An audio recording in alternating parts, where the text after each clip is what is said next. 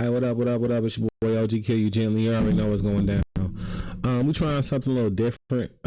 Shit, gonna do a little reaction video. I love watching this helloyassine dude. So what we gonna do is shit. We gonna watch this Death of Neptunes. It's about 23 minutes. Hopefully, you know, I can get in before I leave.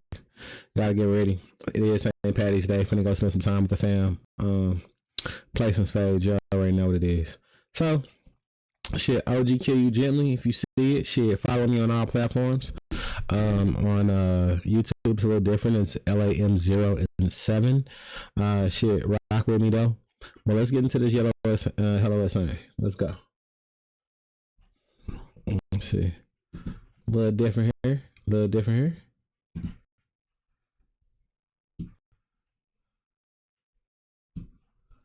What's up?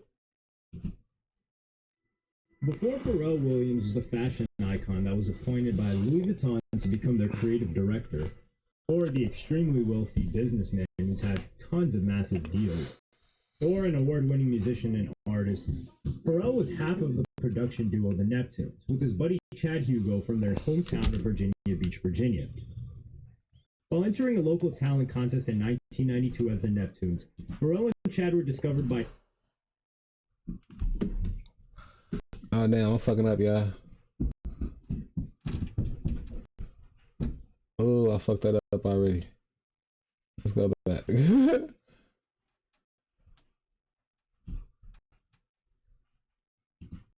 Let's click off of this for a minute.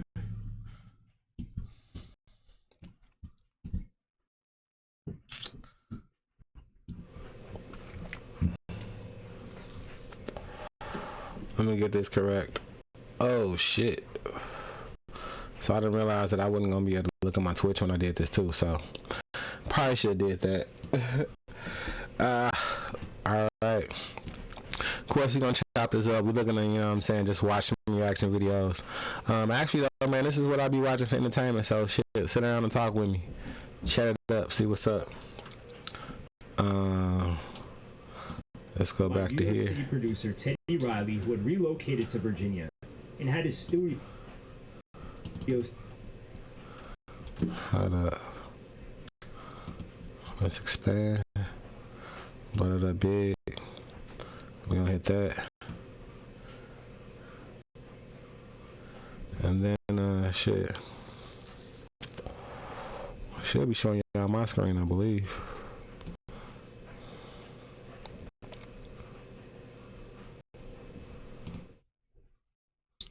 There we go. Let's hit play. Was situated near Pharrell's high school. With Teddy Riley taking the duo under his wing, the Neptunes wrote the 1992 mega hit Rump Shaker for Rex and Effects while they were still high school students. He worked with Teddy Riley's group Blackstreet to co-write the single Tonight's the Night. By the time Pharrell and Chad Hugo started their own label, Star Trek Entertainment, with their business partner Rob Walker, the year was 2001. As the Neptunes, they were in high demand as the producers that were changing the sound of the radio, making hits for Jay-Z like I Just Wanna Love You, Beanie Man's Girls Them Sugar, Britney Spears' I'm a Slave for You, and Jadakiss Knock Yourself Out, with their exciting new style. In fact, by 2003, the Neptunes were said to be responsible for 43% of the songs on the radio in the US. The formula tended to be customizing their simple, futuristic sonics to rappers and singers across genres, with Pharrell not shy about providing additional vocals and Chad Hugo more comfortable staying behind the scenes. Playing off of a love for the classic science fiction franchise Star Trek, the Star Trek record label had major label backing from Interscope, as a world-famous production unit that constructed club bangers. Oh damn, Miss Noodles gave me a follow. Shout out, bruh. Nori, Justin Timberlake, T.I., Nelly, Ludacris, Robin Thicke, Gwen Stefani, and Snoop Dogg, just to name a few. The Neptunes continued to explode in the 2000s, getting called the #1 producers of the decade by Billboard in 2009. Considering that by January 2020, the Neptunes were announced to be inducted into the Songwriters Hall of Fame as part of the 2020 class, how did their record label Star Trek rise in 2001 with their Virginia Beach friends, the Cliffs, the duo of brothers Malice and Pusha T, to the entire company being defunct in 2014? See, I ain't even gonna lie though. I was rocking with these motherfuckers. They was a little different. I actually used to listen to that first album they had, or the first album that I know of, that I known of. I guess it was the first mainstream album. Had a bunch of features on it, you know. But you know, woke up. Same that whatever the fuck that song was. Entertainment first landed in front of audiences with NERD. No One Ever Really Dies. The hip hop / rock band that was formed by Pharrell, Chad Hugo, and their friend Shay Haley. Not only did their kind of rock songs produce oh damn, you know what? In Search Of in 2001, but it was also the first step in separating what Pharrell and Chad did as hitmakers, the Neptunes. It opened up their lane wider than rap and R&B, getting their fans ready for the wild genre-merging ride that they were going to take them on. Star Trek was ready to bring in rock musicians and pop singers to join the roster with lyrically advanced rappers from the streets like the Clips and alternative soul songs sung by Police. NERD became the major label version of a garage band of high school friends making fun, authentic songs. It wasn't forced down audiences' ears. You were either a fan or you weren't. The first 4 NERD albums were released under the Star Trek imprint, but they only happened ever so often. Their second gold album, Fly or Die, almost 3 years later in 2004. Then there was Seeing Sound in 2008, and Nothing in 2010. Their genre-bending sound wasn't for everybody, but it was bold enough to build up a niche cult fan base following beyond the Neptunes and bring Star Trek 2 of their first 5 gold album plaques. How many duos are there in hip-hop that are not equally great and holding their own weight on the mic, but also brothers? There really isn't, other than Pusha T and Malice, also now known as No Malice of the Clips. Growing up in Virginia Beach, they grew up working on music with Pharrell and Chad and became Star Trek's flagship group, capturing the streets more than anyone else on the label at the time. Clips was like yin and yang. No Malice, or Malice at the time, was the wise older brother with strong religious references that can be found in their album titles that are often derived from biblical scriptures like Lord willing, Hell hath no fury, until the casket drops. There was even supposedly going to be another Clips album called As God Is My Witness. Pusha T, on the other hand, was like the wild younger brother without discipline or restraint, who seemed more attracted to material wealth than seeking forgiveness for his sins. All 3 of the Clips' Star Trek albums each had a different major label distributor, showing the level of label politics that was interfering with their ability to release material on a regular basis. Their first album, Lord Willing, was distributed by Arista and was the only project to clear enough sales to earn a gold certification. Their classic anthem, Grindin', tapped into their first-hand experiences as part of a crew allegedly tied to drug dealing. It would be the real-life fears of federal arrest that would later break up the crew and reduce the duo Clips into solo careers for the 2 brothers. After the Clips' first Star Trek release, which was entirely produced by the Neptunes, ended its run, it would take 4 more years before their new offering, Hell Hath No Fury, this time with Jive handling distribution, a business relationship that the Clips would grow to hate. This is because Arista Records artists in the urban department were transferred to its sister label Jive as part of a merger between Sony Music Entertainment and BMG. Clips was contractually forced to stay with Jive while the rest of Star Trek's roster moved to Interscope. Pusha T and Malice felt that Jive was more focused on their pop music acts and kept overlooking the Clips and delaying the release of Hell Hath No Fury. The Clips got fed up enough to ask to be released from Jive, and that's when they sued the label. By the time they dropped their last Clips album, with Star Trek Columbia, they had broken up. Not because the brothers had beef with each other, it was because the coke dealer lifestyle that they constantly rapped about was catching up to them. Malice was so overwhelmed by the pressure coming from the federal investigation of his friends that he stepped away from it all and put both feet all the way in the church. Malice explained the moment that made him leave the music industry. Hey, that's some real shit, bro. You rap about that shit, bro. Like, you know what I'm saying? He kept rapping about it, kept rapping about it. Eventually, bro, shit, man, he talked that shit into existence. And luckily, he found God. God got him away from that shit, man. Some people don't be believing in that higher power, but that higher power, bro, it be saving people, you feel me? And the street ties that he felt would either have him in prison or dead. That story, it runs deep. They were picking up all of our friends at different times. I had a friend, he just had a baby. He's wheelchairing his wife, who's holding the baby while coming out of the hospital. And bam, they got him. I have another friend. He's driving on the interstate with his girl and his daughter in the car, and the police come crash their car into his to make him pull over. They were coming for everybody. There was a whole bunch of stuff happening. We didn't know who was going to get picked up next. They were kicking in doors and making mamas and wives get on the floor. It was just crazy. When I was on the plane and I didn't see my brother get on the plane, I knew what was up because we never missed flights. We were never late. We're usually calling each other and double checking and all that. I hadn't heard none of that. I'm sitting on the plane, and at the very last minute, he comes stumbling in the door. I stood up in the middle of the aisle in front of all those people on the plane, and I told him, yo, I don't know if you thought I was joking. I don't know if you thought I was playing. I'm letting you know I ain't doing this no more. Eventually, the federal investigation gave the Clips manager Anthony Gonzalez a prison sentence of 32 years in 2010 after admitting he was the head of a $20 million drug ring on drug charges, but he ended up getting out a bit earlier.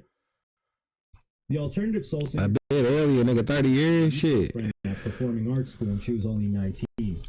And by year 20, she had her debut album, Kaleidoscope, totally produced by them, with the follow-up, Wonderland. Khalees' third album, Tasty, ironically became the first. I ain't even gonna lie, we finna see Khalees got like the raw end of the stick on this when it came to this real shit. Like, I don't even know, man. It felt like Khalees got done dirty. Oh man, I need to find my other hat too, y'all. We finna hop out.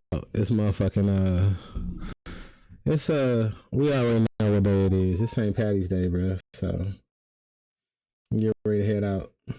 First project from the singer that was on the Star Trek Entertainment label, and also the first project that wasn't completely produced by her label bosses, the Neptunes. A situation that she has since said made them unhappy.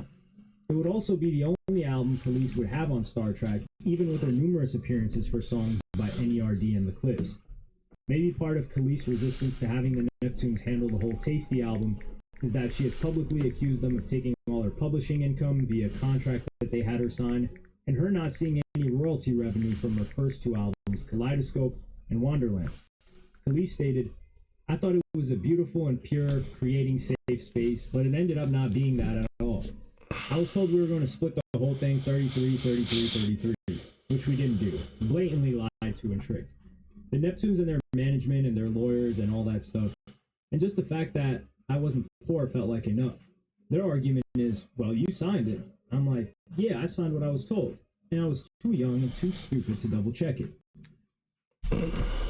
Damn. Another female artist from Harlem that was also signed to Star Trek early in her career also felt let down by them. The rapper-singer Tiana Taylor. Tiana signed to Star Trek as a teenager and parted ways with the label in 2012, with no album released, heading over to Kanye West's Good Music instead.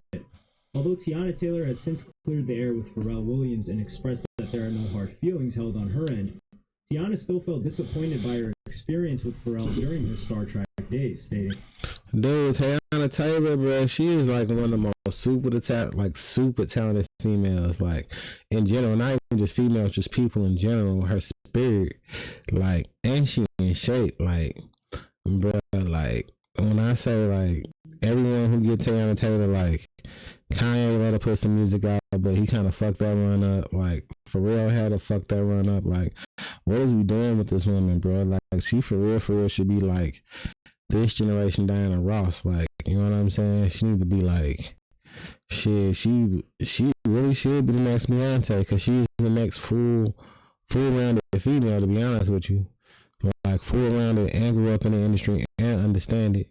But the next, you know what I'm saying? Moving forward though. Behind the scenes, whoever had them, like, her pushing her videos and all the other stuff, whatever else she chooses to do, man, you getting like a diamond in the rough, because she finna show you how to get it done. And on top of that, get you seen and get the eyes on you too, you know?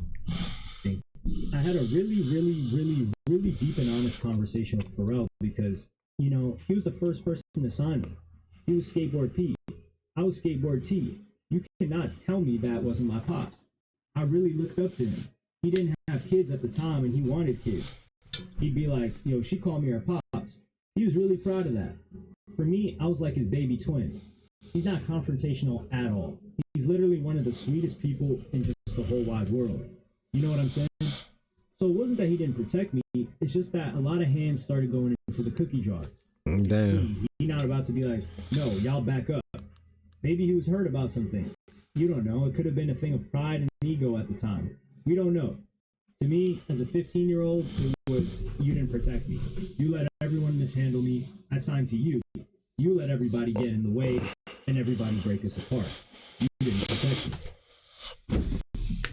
Damn. In 2004, Star Trek signed rap legend Snoop Dogg's company Doggy Style Records to a distribution deal and released Snoop Dogg's album R&G Rhythm and Gangsta, the masterpiece, which was led by... Hey, I love that Rhythm and Gangsta album though, bro. I ain't even gonna lie, when that shit came out, that's cool.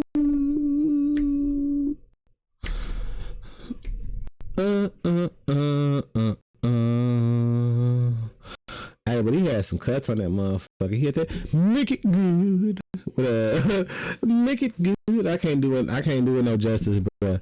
But he had that shit with Charlie Wilson on there, man. That was like a whole album. Like, it was a vibe. I was listening to it. I was living in Cleveland at the time, bro. I was just riding and listening to Snoop Dogg. I ain't even gonna lie, listening to Snoop Dogg. You feel me? Single for the label. This album would go platinum in the US and put Star Trek in such a surplus that they were able to add another seasoned rapper to their roster, Slim Thug. Coming out of Virginia, it was time for Star Trek to tap into the South, especially with talent from Georgia, Texas, and Tennessee exploding. Slim Thug proved to be the right fit. A Houston rapper who had already proved the star power, having released many mixtapes and collaborative albums with his Boss Hogg Outlaws crew. Signing Slim Thug for his debut album, already platinum, proved to be a gamble worth betting on. With gold selling results in 2005, the same year Slim Thug was featured on Beyonce's album for her platinum song, Check On It. The Slim Thug relationship with Star Trek only ended up being a one-and-done situation, same as with Snoop Dogg, but these successful projects still really strengthened their catalog. In July of 2006, the one-and-done motherfuckers, that's because those people was like, you know, shit. Snoop had already dealt with Master P and he wanted his own shit for real. So he really didn't want to have another third major party eating off his shit. And then second off, shit, Slim Thug's a Texas guy. Them Texas guys, bro, they built different. They do business different. They can keep it in the house. They'll keep it in the house. Show them how it's done. Like, how do we say this, right? In Texas, shit, they don't take a man to hunt. They teach a man to hunt. Because then from then on, they don't keep hunting. You feel me? Like, that's the type of vibe Texas put out for real. You show them how to get the money, they really don't need you no more. It may not be to the greatest, you know, the biggest is what they was getting from y'all, but it's going to be enough for them to eat good and still do what they want to do and take care of their families and get plenty of land down there, because Texas land was cheap back in the day. Still kind of cheap back in the day compared to the motherfuckers running from Florida to there, you feel me? Pharrell took a huge step away from the familiar comfort of the Neptunes established brand. This marked the moment that he ventured out on his own with his debut solo album, In My Mind. Not only did Pharrell stand out in front of the microphone as a vocalist without Chad Hugo and Shay Haley of NERD backing him up, but he also produced the entire NERD by himself. His first time tackling a full project totally on his own. Unfortunately, the practically guaranteed success that his Star Trek audio universe had been getting up until this point now shows signs of wear and tear with Pharrell's solo project. How did the captain of the Star Trek Enterprise fail to go platinum or even gold after giving his audience years of getting used to his catchy songs and choruses and lines? First of all, none of his 4 singles became hits. To make matters worse, 3 of those 4 singles had A-list features and still didn't strike the jackpot. Can I Have It Like That had Gwen Stefani. Number 1 featured Kanye West, and Snoop Dogg hopped on That Girl. There's even a slightly odd song called Young Girl featuring Jay-Z, where Jay raps about loving a 19-year-old, which in a post-Me Too movement world, it didn't really age that well and definitely wouldn't have made it out of the studio today. On top of the lagging sales, the critical reviews were pretty much mid to low, with E! Weekly giving it a C, a 2.5 from Rolling Stone, and a staggeringly low 3.9 out of 10 from Pitchfork. No matter how confident Pharrell may or may not have been back then in 2006, after the reaction to In My Mind, the fact of the matter was that Pharrell Williams wouldn't release another... Also, I feel like this too, right? I feel like, how do I say artist. Pharrell is a trendsetter, cutting ahead of his time. So some of that music was just shit. Some of it was alright, and some of it was just too early for that vibe. You feel me? But I guarantee you go back, he making hella money off royalties off them shits when people want to lease them. Solo album again for 8 years, which was his much improved gold-selling album Girl, with the lead-off single being his global smash hit Happy, a song that moved over 11 million units in the US alone. There were also 5 Star Trek signings that were more reflective of Pharrell's and Chad's eclectic taste in music and less commercially obvious. First off, there was Spy Mob, a 4-piece alternative pop rock band from Minneapolis. Sky Mob were the live musicians that provided backing instrumentals for the 2002 debut album of Pharrell and Chad's band NERD. Aside from appearing on the 2003 compilation album by the Neptunes called Clones, Sky Mob only had one album pushed out by Star Trek that same year, and that was Sitting Around Keeping Score. Without making noise, this would complete their time on the label, with their next 2 projects released independently. Sky Mob still managed to be a backing band in 2008 for NERD's 3rd studio album, Seeing Sounds. The second minor Star Trek addition was the High Speed Scene, a band who, like Sky Mob, had a sound that had nothing to do with the chart-topping R&B and hip-hop that the Neptunes were known for. The High Speed Scene put out one album on Star Trek that was more in line with the punk rock music edges that filtered into Pharrell's and Chad's band, being described as a subgenre known as, quote, power pop, a mixture of kind of cheerful rock and pop music, similar to the Beach Boys. The High Speed Scene put out their self-titled debut album with Star Trek in March of 2005. Aside from 2 of their songs getting video game placements, the IROC Z was featured in MVP Baseball 2005, and All About It was placed in the MLB 2006, there wasn't much hype around this album. The third lesser-known artist signed to Star Trek was Ken, an Ethiopian-American singer-songwriter in the indie rock meets kind of electronica vein. Ken actually grew up with Pharrell Williams and Chad Hugo in Virginia Beach and dropped both a 3-song project for promotional use called The Black Goodbye EP in 2007, and then a full-length album titled Make Sure They See My Face in the same year. The single Say Goodbye to Love gained a Grammy nomination. The album even had a feature from Justin Timberlake, but after putting out one low-selling album, Kenna faded away from Star Trek and went on to keep working with Chad Hugo outside the label. The fourth, more obscure signing on the Neptune Star Trek label is the Teriyaki Boys, a Japanese hip-hop group from Tokyo. The 5-member squad consisted of artists from different groups, including Omari and Rao Z from... The Teriyaki Boys, bro. I don't even think they can come out, bro. Being as Asian as they is, I don't even think they can get away with that shit now. Like, for real, the Teriyaki Boys. Rip Slime, Verbal from M-Flow, Rapper Wise, and Teriyaki Boys DJ, who also happened to be the famed fashion brand owner, Nigo, a babe. Their only Star Trek album, Serious Japanese, had some serious American stars. There was production from the Neptunes themselves, Kanye West, Ad Rock from the Beastie Boys, Jermaine Dupri, Mark Ronson, Super Dave West, and Japanese producers Toate from D-Light and Cornelius. But even with all of these A-list features from Pharrell, Ye, Busta Rhymes, Big Sean, Pusha T, Chris Brown, and Ad Rock, the Teriyaki Boys album only made most of its noise in Japan. Number 5 out of Star Trek's lesser-known artists with albums on the label is Chester French, 2 indie pop musicians that met each other while they were Ivy League students at Harvard in the dining hall when they were freshmen. The group consists of David Andrew Wallach, D.A., and multi-instrumentalist and songwriter Maxwell Drummy, who cut demo songs on campus in their dorm's basement studio. Chester French signed with Star Trek after turning down offers from Def Jam, Good Music, and So So Def, and put out their debut album Love the Future in April of 2009. What was it like meeting Pharrell for the first time?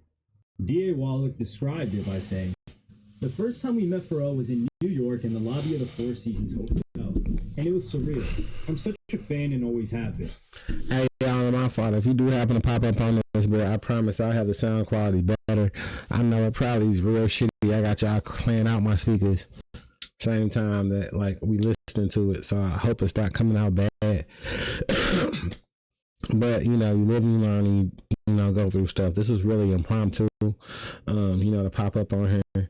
A couple of these bands, I don't remember none of this shit for real, bro. Like, and I call myself rocking with NURD, like, you know, like that hip hop type vibe. You know what I'm saying? So it wasn't super mainstream. Our meeting was just. But how is they like primarily like, it's like, you know, almost like Waka Flocka, like they made music that got them paid, but that ain't the music they really want to make. A lot of other shit. All the other shit, all the other producing got them paid, but that's not really what their passion was for real, for real. For real, wouldn't make Happy, which is nothing near like the majority of the beats he sold or actually signed, besides a couple of these other motherfuckers that we don't really remember. Just a sit down. We were in the lobby of this hotel, and Pharrell had Star Trek at the time. And so the premise of the meeting was pretty clear. He wanted to meet us to see if we were worthy of a record deal or something. It was a really cool meeting. One thing that stands out pretty strongly is that Pharrell has an incredible memory. What he had ultimately got from us at the time was a CD, a burned CD with about 15 to 18 songs on it. It was like a substantial number of songs. And when we sat down with him, he was like, oh, track 3, 7, and 14 were my favorites. And on track 14, at the second half of the bridge, was amazing. He had these savant-like details that he could pull out from only having listened to the CD like once or twice. And it was sort of just like, wow, this guy's a genius.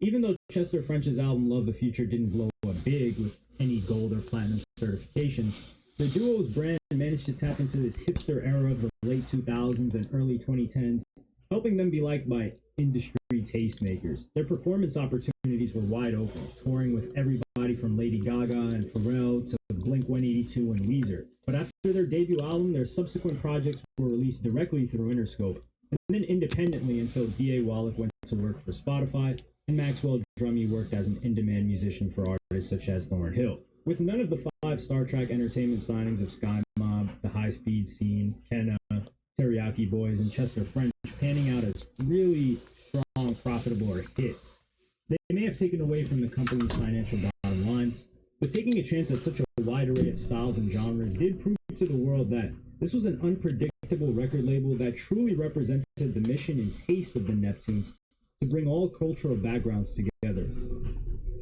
Robin Thicke, the son of actor Alan Thicke from the television series Growing Pains, was signed to Star Trek in 2005 after Pharrell expressed to Jimmy Iovine that he was interested in his talent.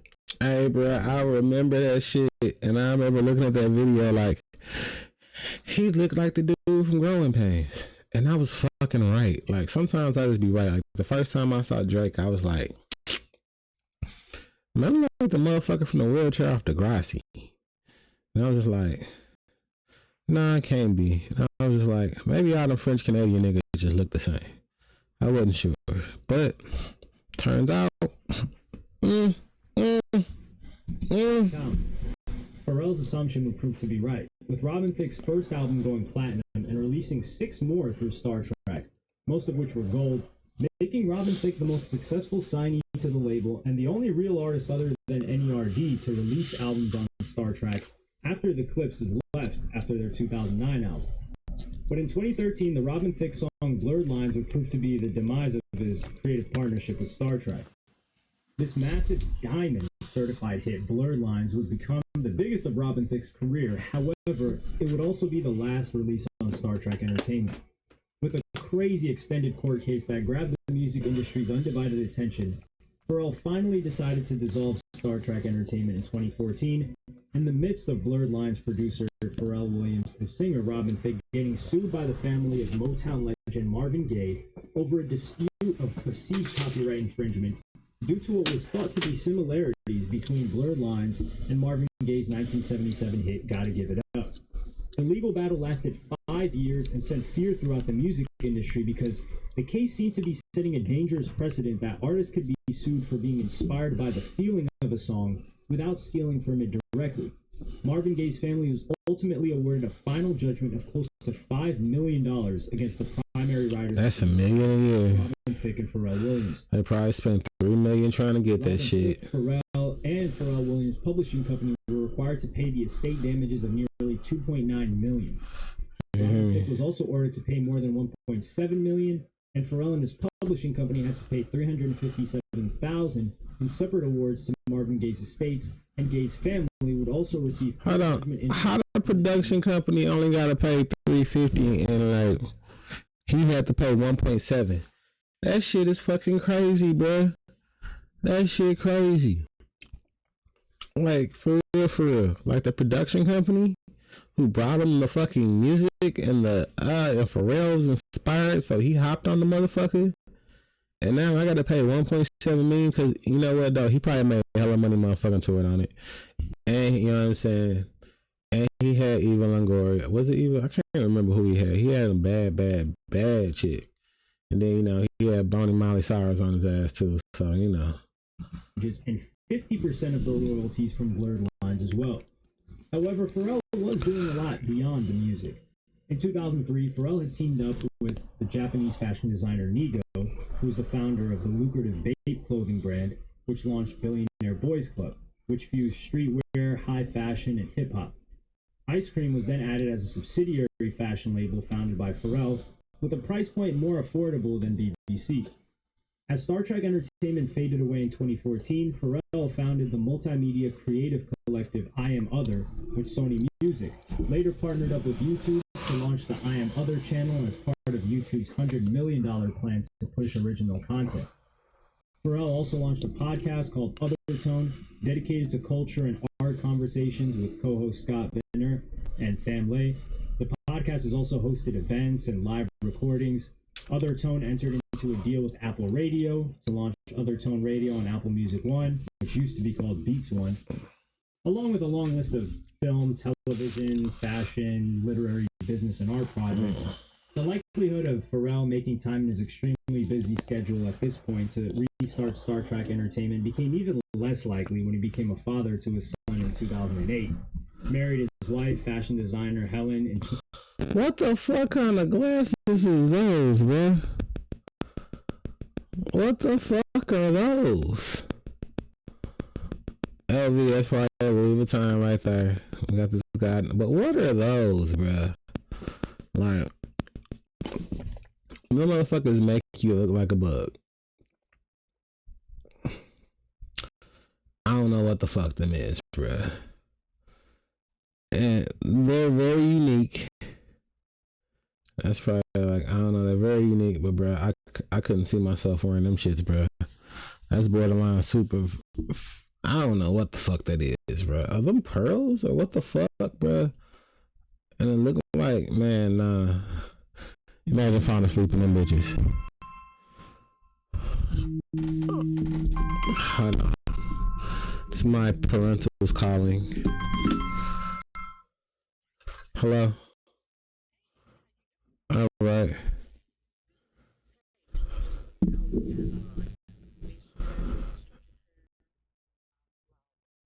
Okay.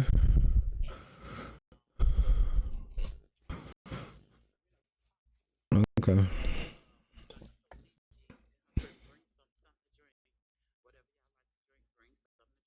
Okay. That work. All right. Love you, ma. All right. Wow. My bad. That's my parentals. We finna head out and go play some spades on a Sunday. You know. We'll see how that go. I got a partner that ain't played, that don't know how to play, and I didn't teach him. So that's probably my fault.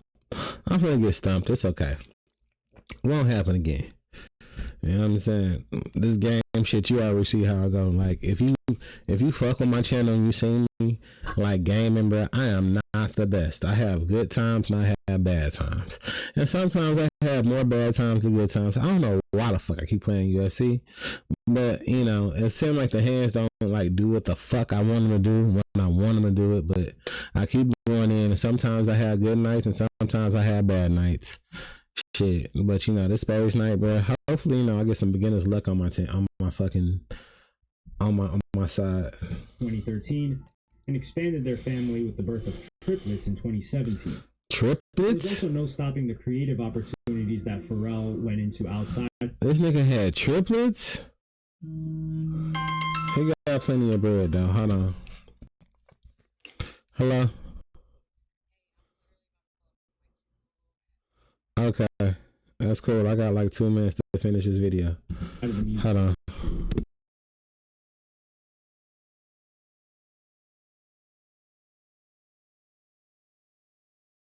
Then in 2019, the communication company Verizon partnered with Pharrell to launch a tech-inspired music curriculum for their Verizon Foundation learning schools, working to offer free internet access as well as technology solutions and curriculum to underserved middle schools.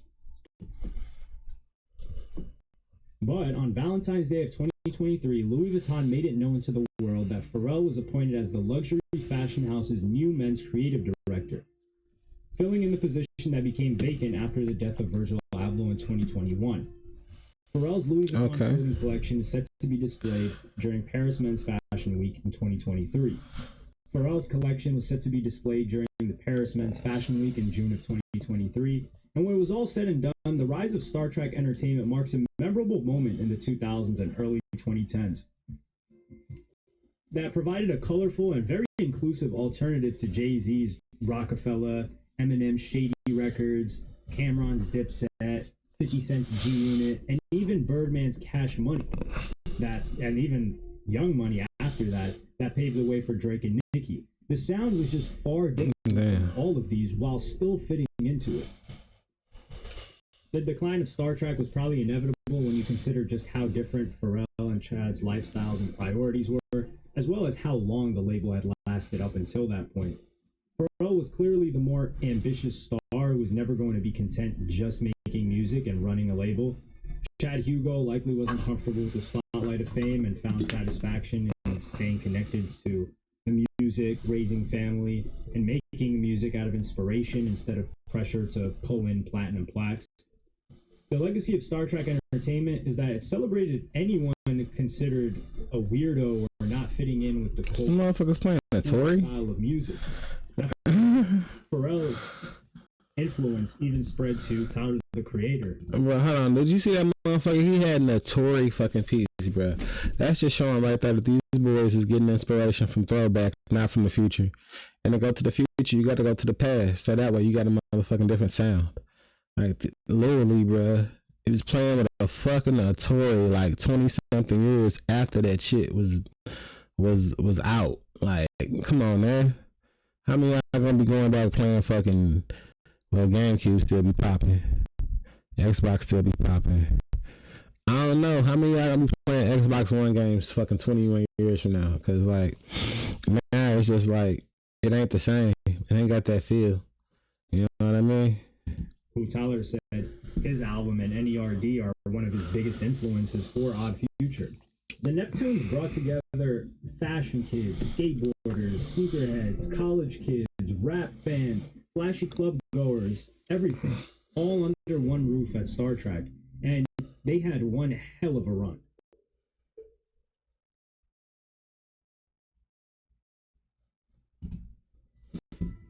Before Pharrell Williams... helloyassine, that was his name, bruh. Hey, bro, I appreciate you for all the wonderful motherfucking content you provide, guy. I be loving this shit. Show love.